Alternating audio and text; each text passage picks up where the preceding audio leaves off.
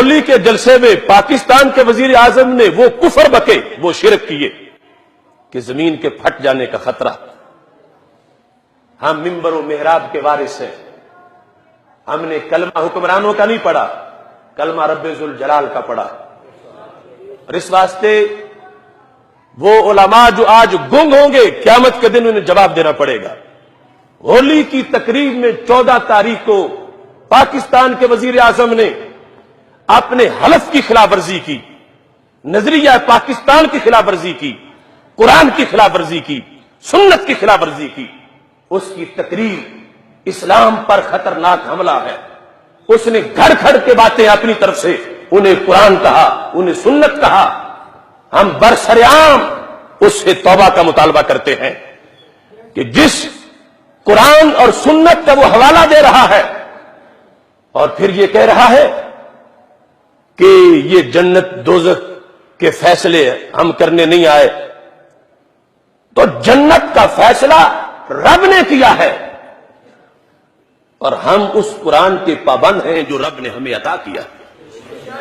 اس قرآن میں وہ ہندو جو اس کمینے کے سامنے بیٹھے تھے، اس قرآن نے بت پرستوں کو جہنمی کہا ہے، اور یہ قرآن کی آڑ لے کے ان کمینوں کے سامنے یہ گنجائش دے رہا تھا کہ تم جہنمی نہیں ہو، اور جہنمی اور جنتی بیان کرنا یہ ہمارا حق نہیں، یہ کسی اور کا حق ہے۔ حق اللہ کا ہے جو قرآن میں آ گیا ہے، اور اس نے کہا ہے کہ مشرک کو کبھی نہیں بخشا جائے گا۔ اور یہ ہندو مشرک نہیں تو اور کیا ہے؟ یہ قرآن کو پس پش ڈالا اس نے ان کی خوشنودی کے لیے، اور پھر کہتا اسلام کوئی امتیاز نہیں کرتا۔ تو امتیاز کرتا کون ہے؟ قرآن تو کہتا ہے لِيَمِيزَ اللَّهُ الْخَبِيثَ مِنَ الطَّيِّبِ، کہ اسلام تو خبیث اور طیب، پاک اور پلید جدا جدا کرنے آیا ہے۔ امتیاز کا لفظ قرآن نے بولا ہے۔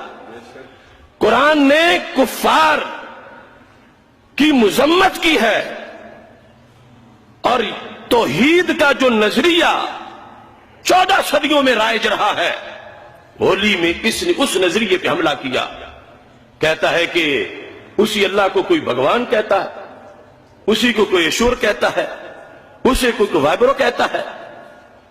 رب کعبہ کی قسم اللہ بھگوان نہیں، رب کعبہ کی قسم بھگوان اللہ نہیں، اور جو اللہ کو بھگوان کہے وہ مشرک ہے، چونکہ اللہ وحدہ لا شریک ہے، اور بھگوان کے ماننے والے مشرک ہیں، جہنمی ہیں، اور اللہ کے ماننے والے جنتی ہیں۔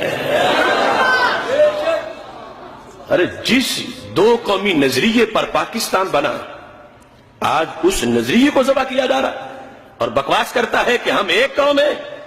ہندوؤں میں کھڑا ہو کے کہتا ہے وہ اور ہم ایک قوم ہیں۔ اگر ایک قوم ہے تو پاکستان کیوں بنایا تھا؟ پاکستان 2 نیشن تھیوری پہ بنا تھا۔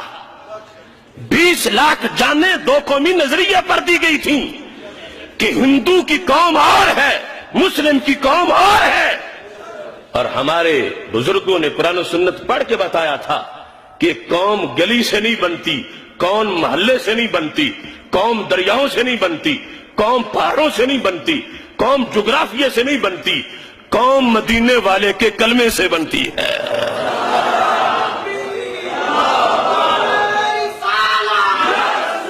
پھر اور کیا ضرورت تھی پاکستان کی؟ اگر وہ کہتا ہے کہ پاکستان کسی مذہب کی ترجیح کے لیے نہیں بنایا گیا تھا، تو پھر اس کے بنانے کا اور مطلب کیا تھا؟ پھر اکھنڈ بھارت والوں کا جو نعرہ تھا، آج عملاً اسے تسلیم کیا جا رہا۔ کیسے حقدار ہے وہ شخص پاکستان کی وزارت عظمیٰ کے کہ جو پاکستان کا مقدمہ خود ہار رہا ہے کہ اس کی تو تحریک ہی نہیں چلنی چاہیے تھی، اس کا تو مطالبہ ہی نہیں کرنا چاہیے تھا، کیونکہ مذہب کی بنیاد پر پاکستان بنا ہے، اور وہ مذہب کی بنیاد پہ پاکستان بننے کا انکار کر کے ایک قومی نظریہ پیش کر رہا ہے کہ ہم ایک قوم ہیں، ہم ایک قوم ہیں، جبکہ 3 صدیوں میں نعرہ لگا جو پاکستان بنانے کی تحریک چلی، اور جو 20 لاکھ مسلمانوں نے خون دیا، اور جو 2 کروڑ مسلمانوں نے ہجرت کی، تو وہ اس لیے کی کہ ہم 2 قومیں ہیں، ہمارا اکٹھا گزارا نہیں ہوتا۔ ان کا کلچر اور ہمارا کلچر اور ان کا دین اور ہمارا دین اور ان کے انداز اور ہمارے انداز اور آج یہ تقریر کر رہا ہے کہ ہم ایک قوم ہیں، ہم ایک قوم ہیں. یہ وہ سازشیں ہیں جو امریکہ میں گھڑی جاتی ہے اور پھر ان لوگوں کو پڑھائی جاتی ہے، اور آج یعنی پاکستان کے اسلامی تشخص کے انکار کے لیے سب کچھ یہ تماشے کیے جا رہے ہیں. لیکن ہم ہیں قرآن والے، ہم ہیں سنت والے، ہم ہیں رسول ہاشمی صلی اللہ علیہ وسلم کی نسبت والے. اس واسطے جو ایسی باتیں کرے گا وہ جا کے کسی سکھڑی کے پاس رہے، وہ کسی ہندو کے آگوش میں بیٹھے، وہ امریکہ کے گٹروں میں گزارا کرے. پاکستان میں اس نے راج کرنا ہے جس نے مدینے والے کی اذان پہ کلمہ پڑھنا ہے. اللہ اللہ اللہ